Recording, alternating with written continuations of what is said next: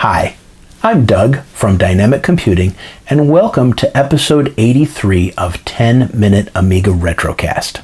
This week, we're revisiting the wonderful UnAmiga project from our good friend Edu Arana at arananet.net.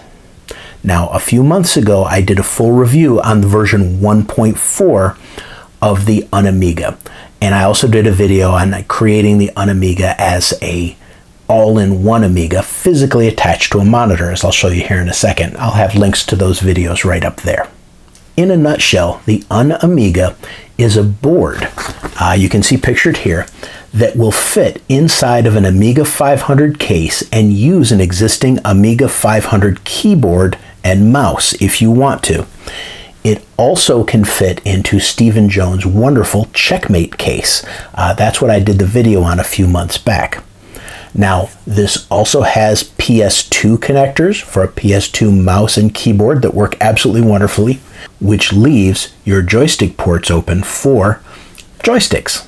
The UnAmiga is functionally the equivalent of a 68020 Amiga 1200 with 2 megabytes of chip RAM, an 020 running at 25 megahertz, 20 megabytes of fast RAM, and the ability to use either HDF files on the SD card, which are hard drive files, so it's booting from a hard drive, or using ADF files and booting from ADF files.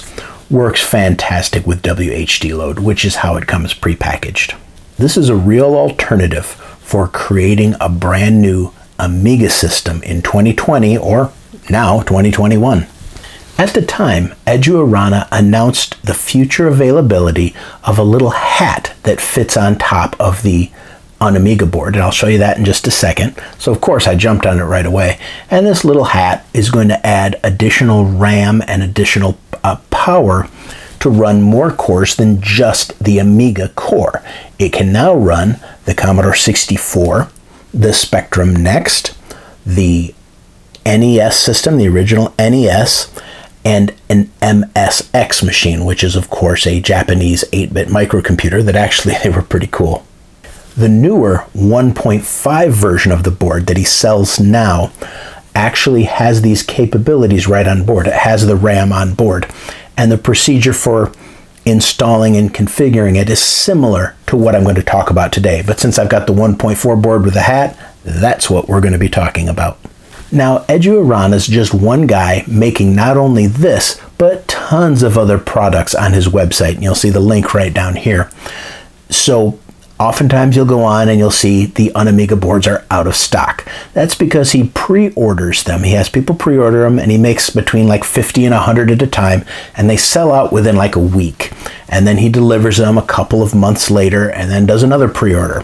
So don't be discouraged. Send him an email, send him a message, tell him you're interested, and he will kind of keep your name in the queue there for when it comes up. You can be notified of when the next availability of these boards is. Now, one of the first things you'll notice here is my UnAmiga board is not in any type of case. I've got a keyboard and a mouse for it, got a joystick plugged in. Well, what I did, just for laughs, and because I did not have a spare Amiga 500 case, is I mounted it directly onto a monitor. And I do this because I thought it'd be fun to make a little all-in-one Amiga, and because I didn't have another case that I wanted to sacrifice to get it going. Let's take a closer look at what we're dealing with here. For those who haven't seen the board before, we've got a power connector right here. We have a physical on-off switch. We have a virtual on-off switch. This is for 5-volt USB power. We have VGA monitor output. We have your SD card socket. We have ports for a PS2 keyboard and mouse. We have a standard 3.5 millimeter audio jack, and we also have our standard Amiga audio jacks that work fine with any of your old speakers. And we have a joystick and a mouse port. And of course you can use a standard Amiga mouse with this too, no problem at all. You've got headers in the board for hooking up an actual Amiga 500 keyboard right here. But this is the new little treasure. This is the new hat that he shipped that we could add on to our 1.4 boards. And this adds the RAM and the other capability to allow it to run the new cores. And notice this little guy has its very own SD card socket too, which we'll go over in just a minute. When you first get your new header, you're going to have to flash it with the proper cores.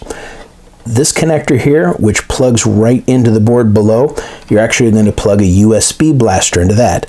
Now these are available on Amazon for less than $20, or AliExpress I think has them for less than $10. You're going to need this to send the software over to the device, which I will show you here in just a second.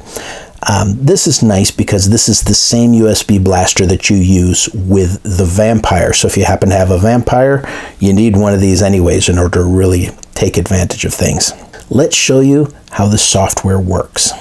The next piece of the puzzle is going to be the Intel Altera Quattros flashing utility, available free from this link. Now be aware, you might have to create a free account with Intel to be able to download it. So just be aware of that. Make sure you download the exact 13.1 version. There are newer versions that apparently don't work with this particular hardware. Once we get the Quattros software installed, we need to download the new cores and the Multicore from this GitHub page. So take a look here. You'll see on GitHub that there are links for the core and there are step-by-step instructions for how to install it. Now there's instructions for both the 1.4 on Amiga and the 1.5 on Amiga without the header. There's an extra step you need to take to if you need to flash that core. Now I don't use one, but the installation seems fairly similar. Now these cores that are inside of this folder, the important ones are in the Multicore directory. You need to download the .jic file. This is what we're going to flash to our little UnAmiga.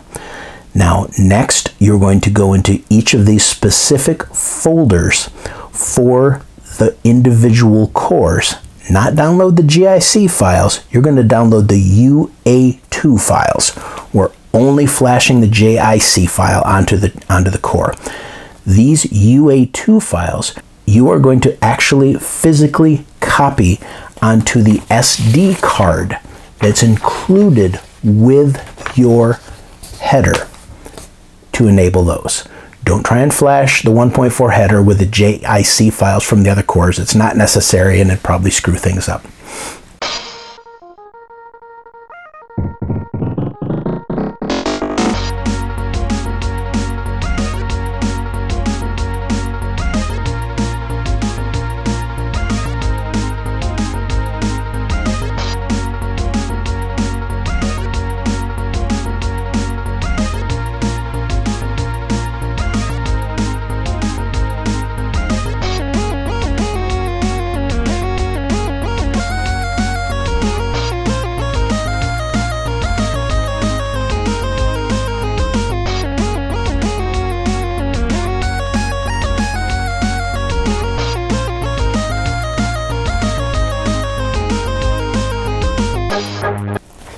Once we get the core flash and the UA2 files copied over, we need to copy over some games from the SD card into the UnAmiga itself, not to the SD card from the new header.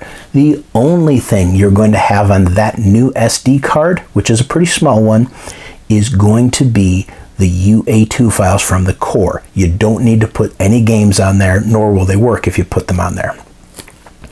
Make a folder on your SD card that's on the actual UnAmiga. One folder called C64, one folder called NES. Now the C64 core only uses .d64 files. Don't bother with .d71 or .d81 or PRG files. They just don't work. This emulates one single 1541 drive, but you can switch disks fairly easily. Now we've copied some games over to the proper folders. We've copied the UA2 files. Let's put these SD cards back into our UnAmiga and boot it up and take a look at what we'll see. Now, with all our SD cards in place and we boot it up, you get a new screen showing the three cores available to us. The C64, which is right here, the NES, and the UnAmiga AGA Updated. Now, why no MSX or Spectrum Next? Well, I didn't put those on there for a couple of reasons. Number one, they require a different SD card to hold all their games, and I haven't created those. And number two, I just don't have a huge interest in the Spectrum Next or the MSX at this point in time. I'm so busy with everything else. We can just use the cursor keys and the enter key to select which core we're going to boot into. And in a second, you will see a very familiar screen pop up. Ta-da! That looks familiar, doesn't it? So this is a very nice familiar screen, and everything works just fine. So if you want to type a nice little basic program, no problem at all. You can do anything you want to with the keyboard. But how do we load software into this? Let's take a look. First, we're going to hit the F12 key, and it's going to bring up a menu. And look at that, it is entirely in Spanish, but that's okay. We can figure out most of this.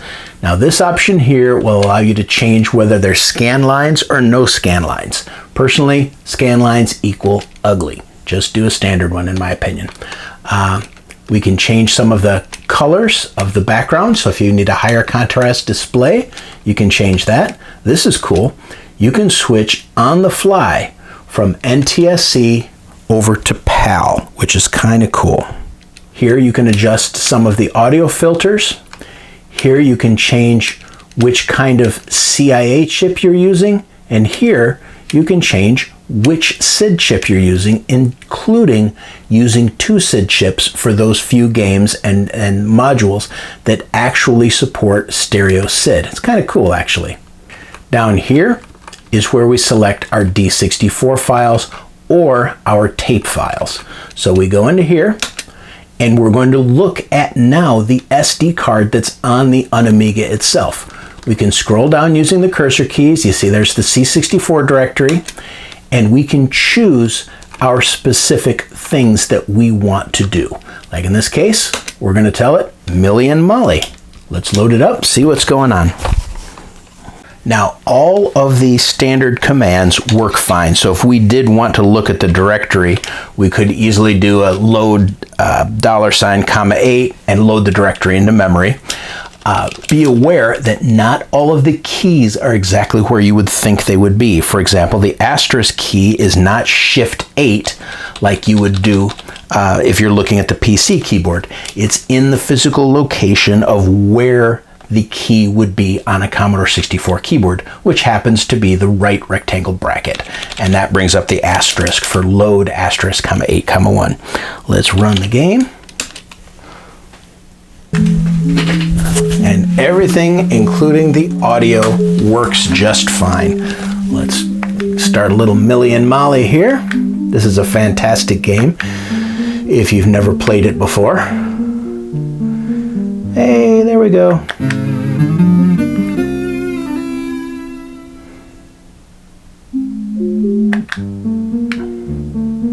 Get him, Millie.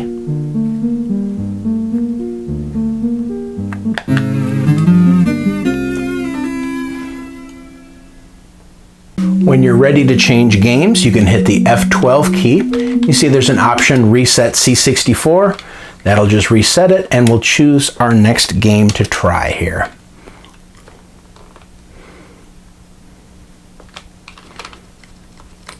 How about the little of the awesome Zeta Wing from the awesome Sarah Jane Avory? Now we'll do load, 8, and you're going to see it sees it just like a normal 1581 or 1541 drive would. Load, and we'll load up Zeta Wing. Now, one of the first things you're going to notice is there is no fast loading on here, okay? There's no way to tell it. We've got an Epix fast load cartridge on the virtual cartridge port. It just doesn't exist. So Zeta Wing takes a couple of minutes to load, as will most of your games, because it emulates an actual 1541 drive. Let's run the program. If you don't have Zeta Wing for the C64, you're just missing out. Sarah Jane Avory makes some of the coolest new Commodore 64 games that I've seen. Of course, we have to turn the auto fire on. Can't play Zeta Wing without auto fire. And you see, it runs absolutely perfectly and flawlessly. This happens to, I believe, be running in PAL mode, which is working just fine.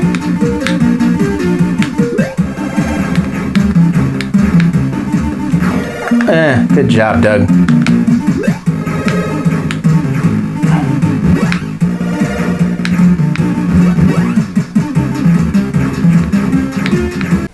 Now let's try something fun here. Let's try enabling 2 SID chips, and then we're going to tell it to load up the new, well, relatively new Super Mario game. There we go. Make sure this works.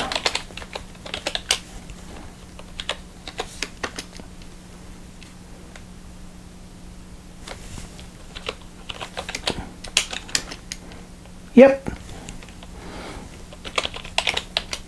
Okay, so that took a couple minutes to load. Let's take a peek. We're going to run it and see if it recognizes 2 SID chips. We're going to scroll down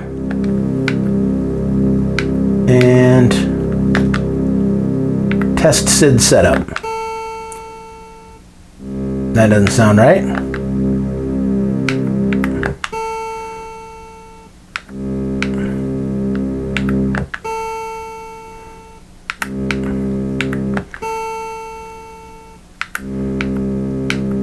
And I can only hear it on 1 SID chip. That's good enough. We're going to start to play it here. Come on, Mario. This is actually quite a nice implementation of Super Mario Brothers, totally redone for the Commodore 64.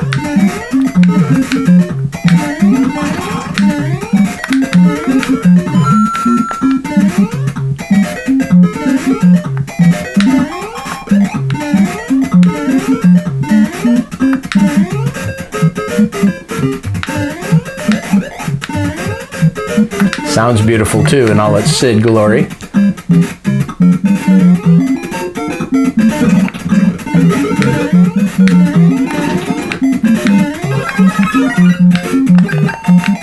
Fireball time!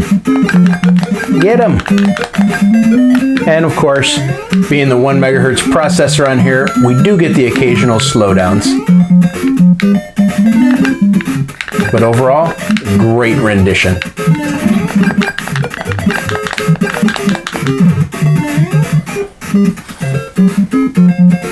Now, games on here play at their full Commodore 64 speed.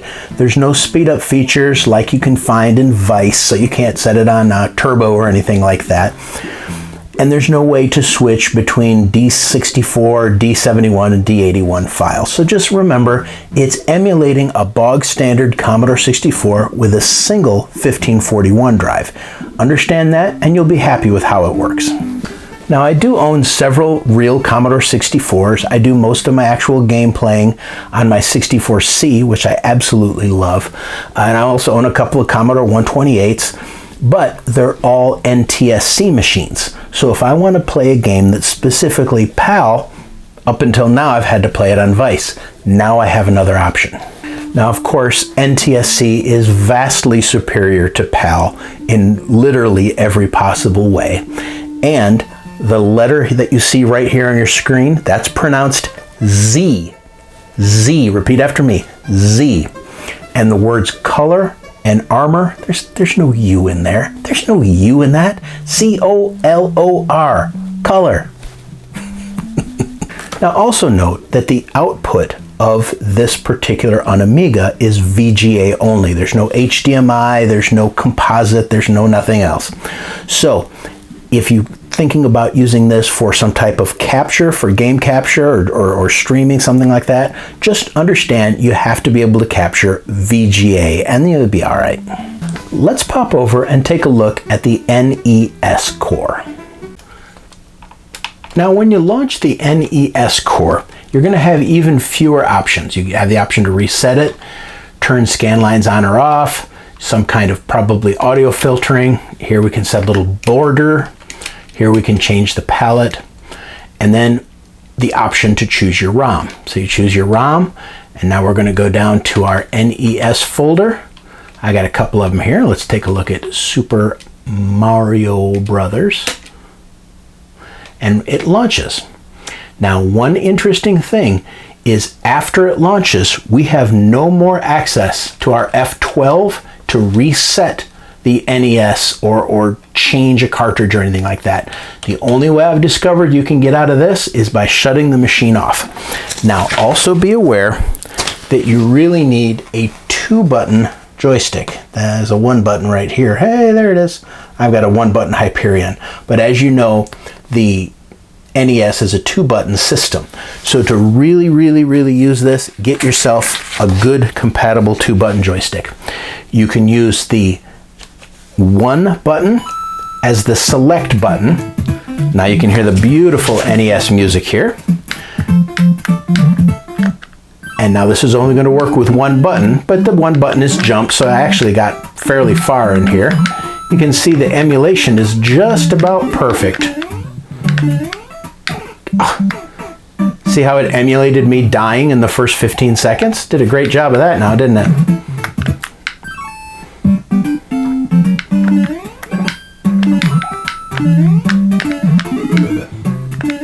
Come here, mushroom. So when you have weapons like the fireball, you're not going to be able to fire them until you get a nice 2-button controller. And that went the wrong way.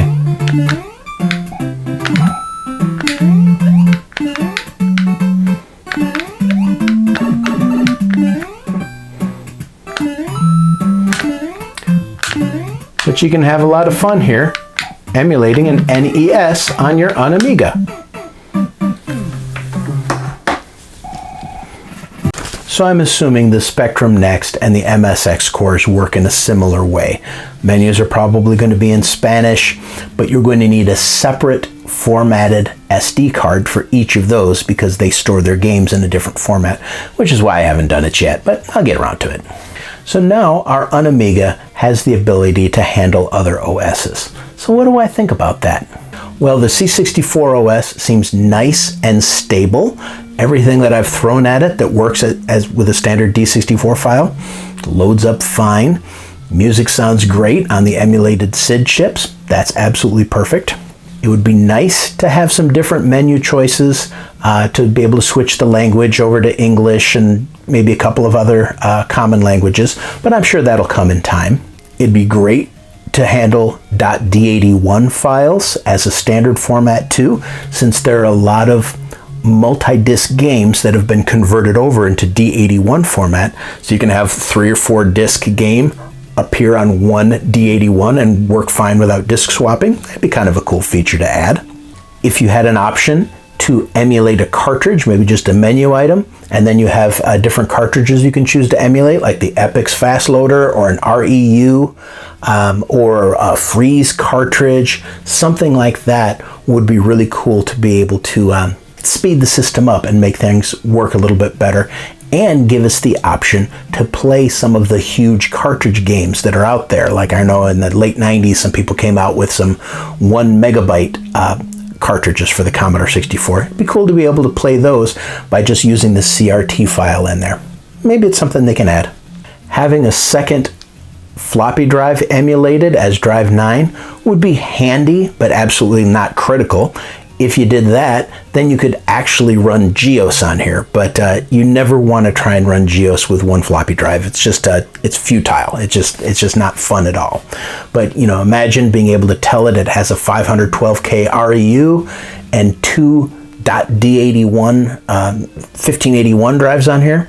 This thing could run GEOS just beautifully. Also having the ability to browse the folders using something like File Browser. I don't even know if it's even possible for them to implement on here. But like we do with our SD to IECs, where it views it kind of like a big hard drive and you can just scroll through on the actual C64 screen, choose PRG files to launch, choose .d64 files to emulate, and see everything at once. It'd be kind of cool if that feature was available. The NES is absolutely really cool, and I'm going to get myself a 2-button joystick so I can really get in and enjoy some of these games. To be honest, I've never owned an NES in my life.